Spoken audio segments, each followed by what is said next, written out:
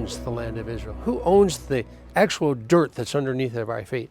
God gave possession of the land several times in Scripture, but he actually claims ownership himself. He does allow people to claim it as their own and to live in it as their own. In modern Israel, the land of Israel is owned by the nation of Israel.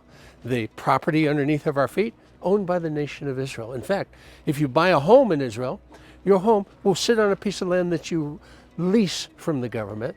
Most likely you will not actually own it. But there is one piece of land that's completely different from that here in Israel. And that is a piece of land that has a title deed in the Bible. We're talking about Abraham and the piece of land which he came to, and he sought out the people who owned it, and he asked them if he could purchase it. And then he not only purchased it, but the title deed is written in the Bible. This is that place.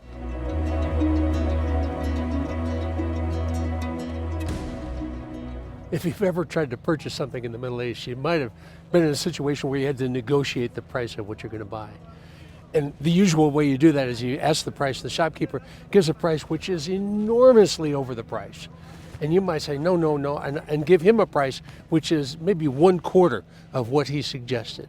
And then the negotiation is back and forth until you reach a price which should be probably somewhat less than half of what the original price from the shopkeeper was stated. But that's not the way Abraham did when he purchased this piece of land. Instead, he went to the owner and he said, I want to purchase this piece of land. And the owner said, I will give you this piece of land. And Abraham, no, I will pay the maximum price possible. I'm going to give you thousands of pieces of silver for this. I want to pay it at full price. And the guy says, no, I want to give it to you. And they went back and forth. And finally, the landowner, he said, okay, look, it's only worth maybe 400 pieces of silver. And Abraham says immediately, give him that 400 pieces of silver so that he can have it. I want this piece of land and I will pay the full price for it. Abraham was old and he had not yet seen the fulfillment of God's covenant with him regarding the land. Perhaps that's why he wanted to make this legal purchase of the land when he could have had it for free. Abraham needed a place to bury his wife Sarah. And so he purchased this land and she was buried here. Abraham was also buried here. Isaac, Rebekah, Leah, they were all here. Jacob was here. They're all buried here. This is a place where God made a covenant with Abraham. Abraham made a covenant to purchase the land.